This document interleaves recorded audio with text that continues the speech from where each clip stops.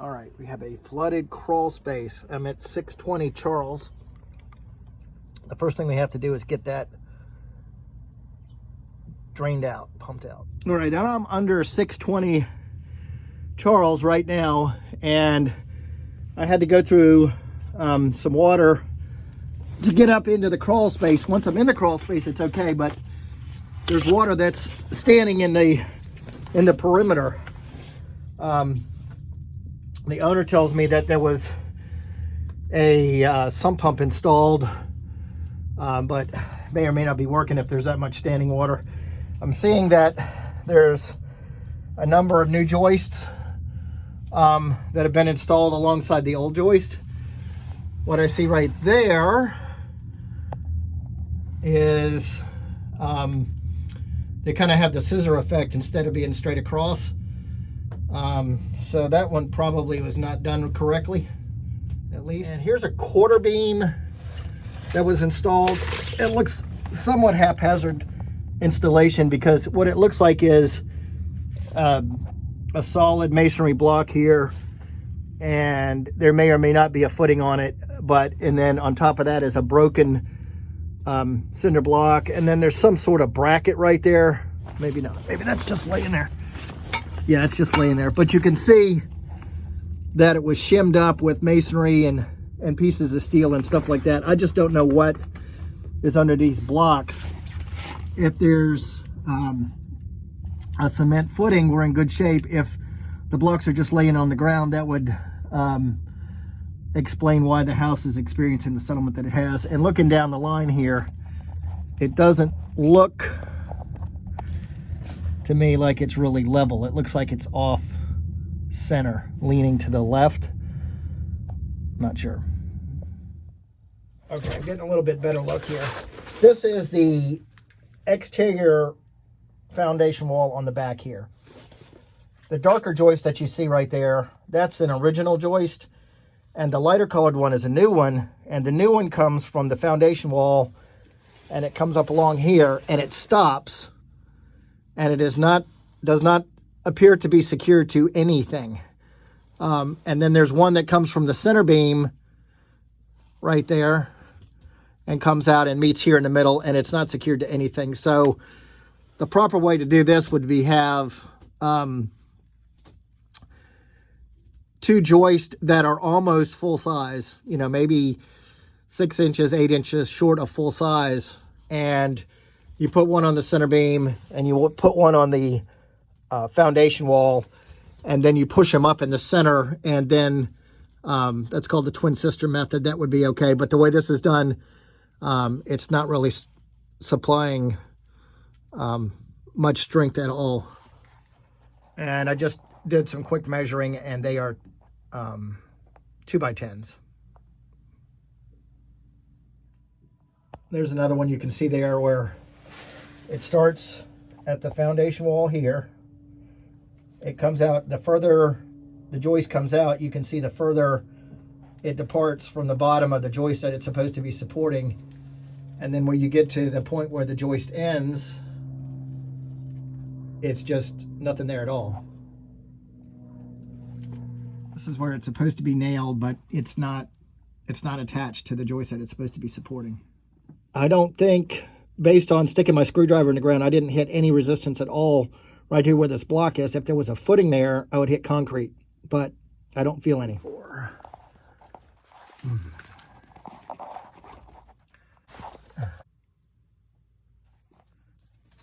This is looking down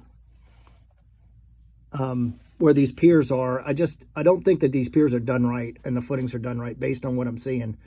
It's just very haphazard and very jury-rigged. And you don't see that even, it's hard to see here on the video, but you can see that the bottom of the quarter beam doesn't even touch the bottom of the joist. So not doing anything. And this thing here, that 4x4, that is also a trouble sign for me too. Another one of those joists where it's resting on the center beam right there. The further you go away from the center beam towards the rear foundation wall, the bigger the gap, until you get a gap like that. So this I'm going to push it with my knee. I'll get my knee under here. I'm going to push it with my knee, and you can see it moving. So it's not doing anything.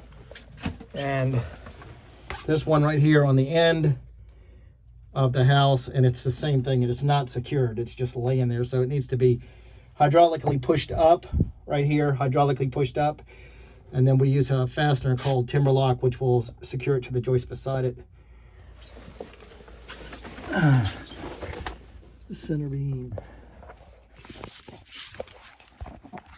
It looks like the whole center beam has been replaced.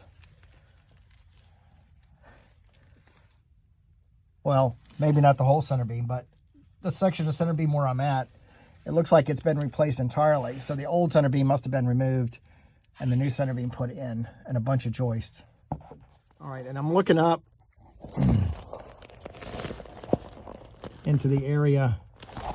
I can't really see, but this is the end of a joist as it sits on top of the center beam, and you can tell it's just rotten completely, has no strength left. So that joist needs to be sistered. Probably twin sister on that one. Same thing on this one. The end of the joist is completely deteriorated. That's why the wall is falling down. It's sitting on a new center beam, but the joist ends are deteriorated to the point where they don't hold any strength at all. You can see it right there. Just nothing I'm seeing. 3, those ones have dropped all together. So that's 4 and 5. There's a whole bunch of pipes and wires and stuff like this in this area. This kind of support here is just completely wrong. There is no way that I would do something like that. That's just a 4x4 holding up something that should be supported some other way. All right, and I can't get up in here any further because the house is too low. So I see 1, 2, 3, another 3, 4, 5 joists have the same situation. But in order to work in this area, we're going to have to relocate some wires. We're going to have to relocate some plumbing. And we're probably going to have to excavate or remove some of the dirt underneath this vapor barrier in order to have room to work. Because I just can't get any further up in here. I'm not sure what that is, but it looks like bare copper wire on the ground. So that probably ought to be taken a look at as well. This is where the quarter beam is, and you can see here that it's not even making contact with the joist. There's big gaps. So this quarter beam is here, but it's not doing anything. Not doing much. Big gaps. I can put my finger right in that gap. I can put my finger right in that gap. Not doing anything.